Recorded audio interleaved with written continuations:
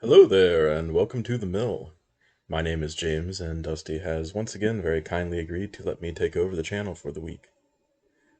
I am once again diving into the digital edition of Scythe. Today I'll be talking about the dreaded Rusviet. If you are seeking to harness the Siberian tiger, or simply fight against it, this is the video just for you. Another great intersection of Jakub's art and Jamie's mechanisms, Rusviet often elicits a bit of a sigh when it appears if other players have seen it before. Rusviet breaks one of the cardinal rules of Scythe, that a different action must be selected each turn. And in keeping with the theme, this ability is called Relentless.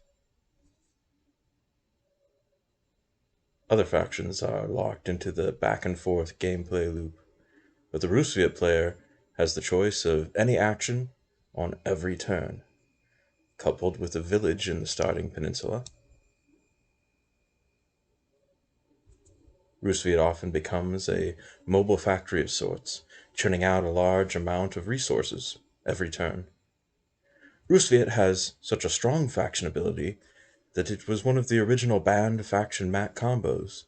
So if you're playing in the physical game, and Rusviet is paired with the industrial mat, make sure to remind that player to make another choice. While Rusviet's relentless ability is powerful on its face, it's also important to know when to use it and when not to use it. I'll do a couple of quick turns here to illustrate. We're going to produce on our village and mountains. Do it once again using Relentless. And now it might be tempting here for me to simply produce a third time, generate a star, and now have 8 workers. But the problem I have is I'm not going to have a mech in order to move them. So I'm going to do a move now.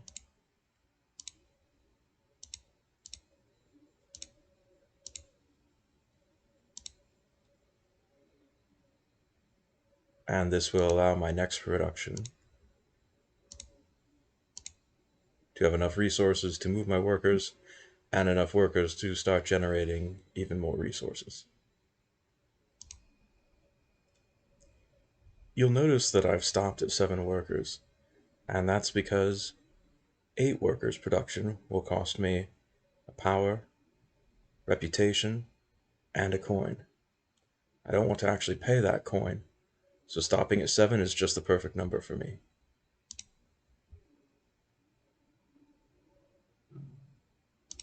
Now I'm able to build my mech. And this is a great time to talk about the mech abilities that Rusviet has. The first is River Walk. That allows us to move across rivers to either farms or to villages. We've got 2 farms here and a village right over here, and that's the one I'm going to start with.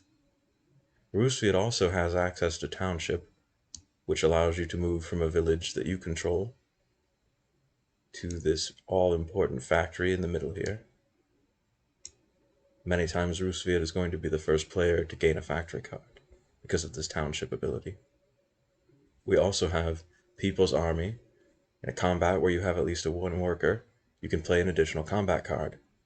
This is exceptionally powerful on the defensive if you have a good amount of combat cards, because this means that even if an opponent comes in with all 4 of the mechs and high combat cards, you still, with your worker, could potentially defend against the combat if all of your mechs are on the same spot. Aggressively, it allows you to commit 1 fewer mechs than other players and still guarantee that you're going to win the battle. And of course, Rusviet has the standard +1 speed.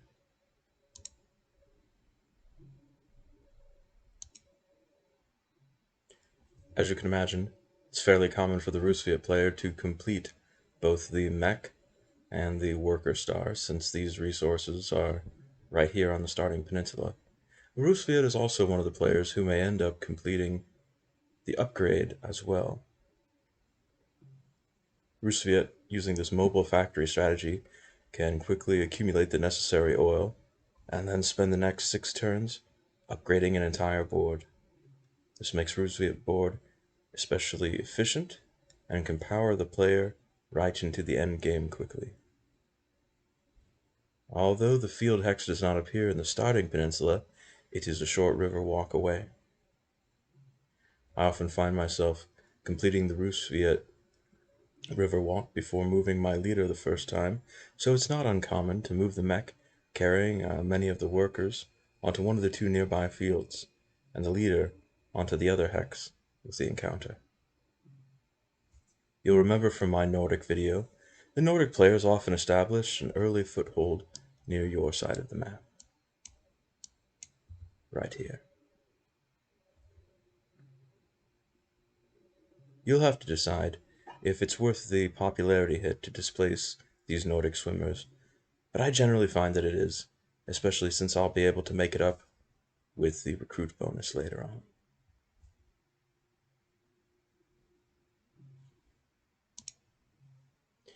Speaking of Riverwalk, something that I discovered while filming my last video is that there's a Riverwalk button here in the digital edition. Clicking this allows me to see what other factions are able to attack my home peninsula here. And going around the board, I can look at each of the other home peninsulas and see where I might be able to gain a foothold. So I have two avenues of attack into Polonia, I have one into Saxony, and I have one over here to Crimea. Togawa and Albion don't really have starting peninsulas in the same sense as the other classic factions.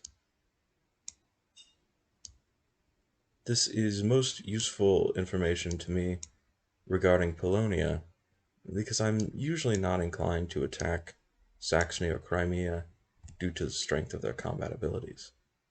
It's also really helpful to know which factions might be able to come near me if I see any of them making moves in my direction.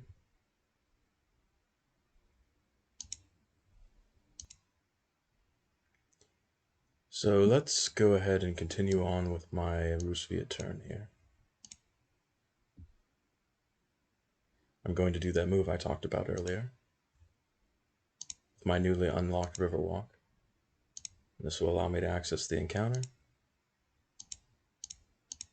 And now I can start producing on this farm here.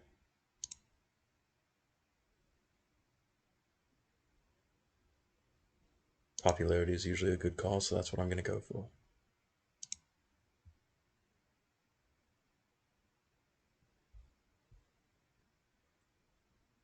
And now you can see here, I'll be able to very quickly move through the recruit process.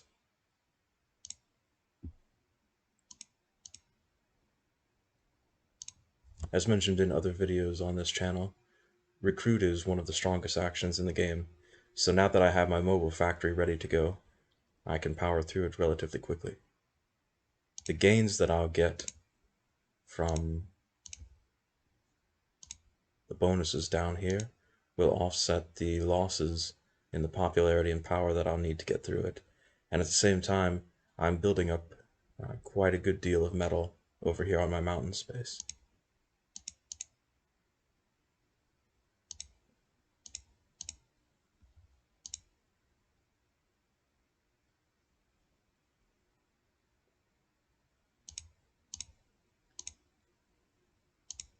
This goes to show just how powerful that relentless ability really is.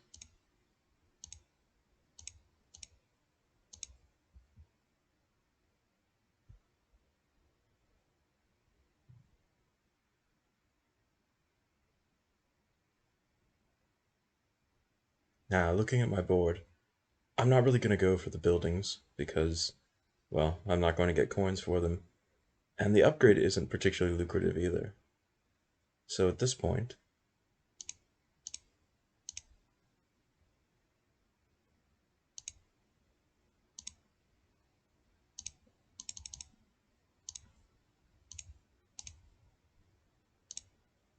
and there we go. Now you've noticed that I have saved still one unproduced worker, and that's because I want to make sure that I can end the game on my turns and that I don't build up too many stars too quickly. Usually, when I end a game of Scythe, I like to try and end it either with double move and attack, or a star that I can control exactly when it goes out. So in this case, that last produce worker star is the one that I'm saving. I'm really going to ramp up my coin production now.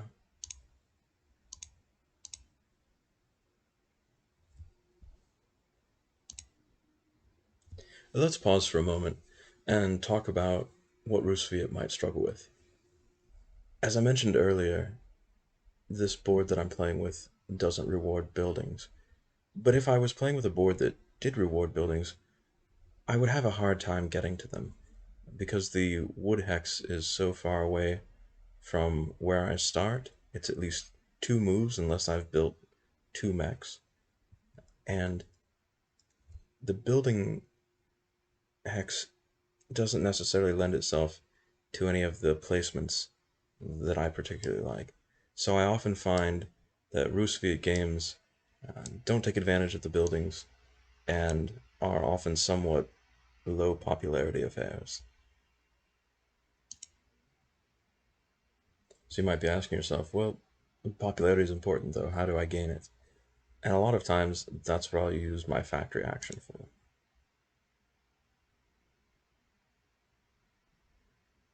So as I wait on the other players, I'm going to take a look at my board and see what I want to go for after I've finished up my mechs.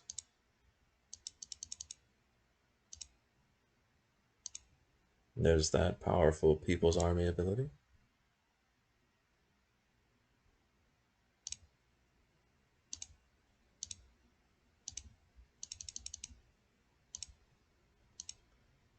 So let's pause again and look at our game state.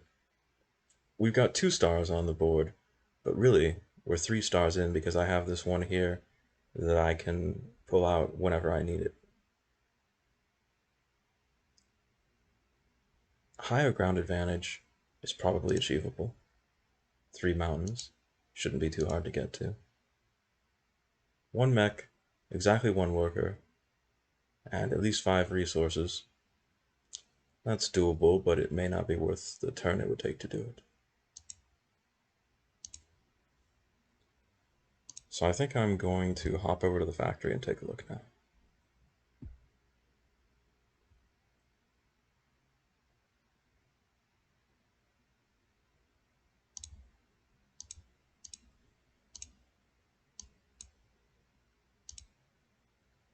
And you'll notice that the move that the computer picked for me was kind of interesting. I'm going to stop and talk about that for a second. So let's read this ability again. Township. Move between any village you control and the factory.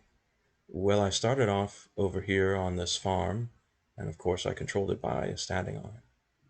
And then I moved on to this village, and I didn't have to have anything else here. I didn't need another worker or a mech.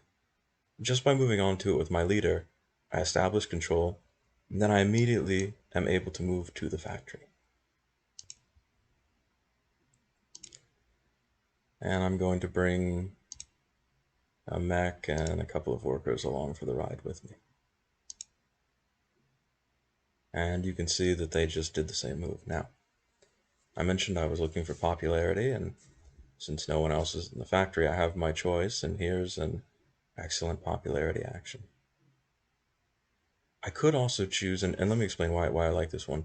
I could choose this one over here, the 2 coins for 1 upgrade and 1 popularity, but that would cost me quite a few coins. It's not particularly efficient to get to the popularity level that I'd really like. Whereas trading just 1 power for 2 popularity is a bit more efficient. Now this would potentially unlock a star, but I'm not entirely certain that I would want to spend 12 coins on 1 star, so I'm going to take this one here.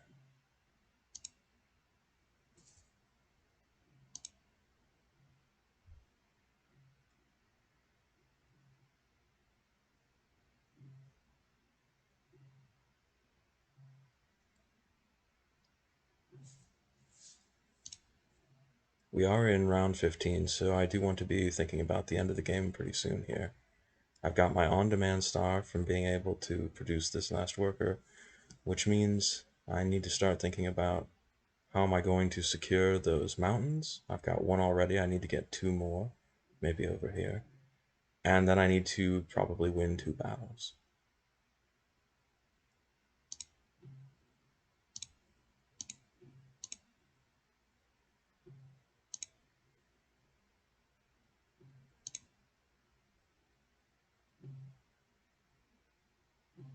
Obviously, I don't want to do this one. And this would give me a star, but oh, that's tempting.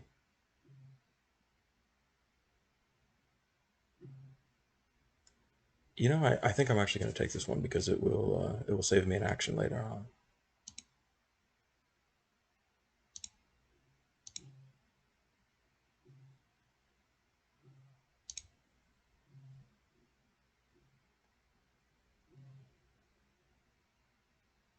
Now you'll notice that my factory action is grayed out here, and that's a rule in Scythe that even the mighty Rusviet cannot break. You can't do the factory action multiple times in a row. At this point, I'm in the spread out phase of the game.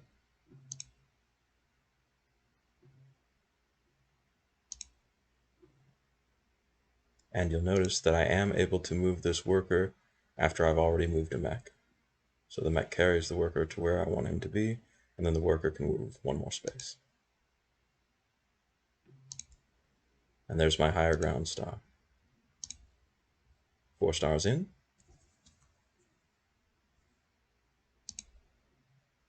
And here's our combat. Well, he's coming in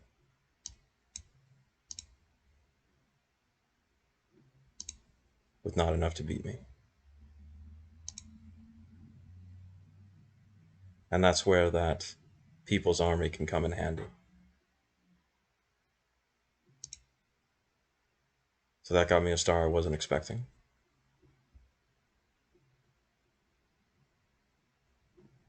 I'm a bit low on power, and I don't really have anyone else to attack right now.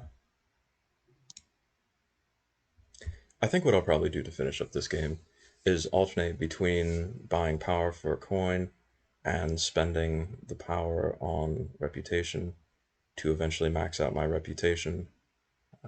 That'll end up with a pretty decent score at the end. I'm not going to click all the way through it, but that gives you an idea of how Rusviet plays. They speed up their engine very quickly. They power through the end game. I would consider them to be a race faction as opposed to a stall faction.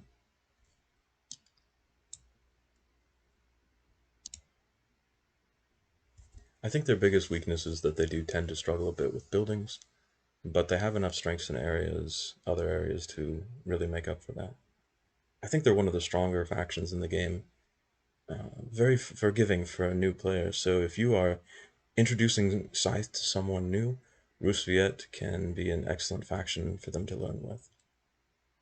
Well, I hope you've enjoyed this week's video. Thank you so much for your time and for watching, and we'll see you later.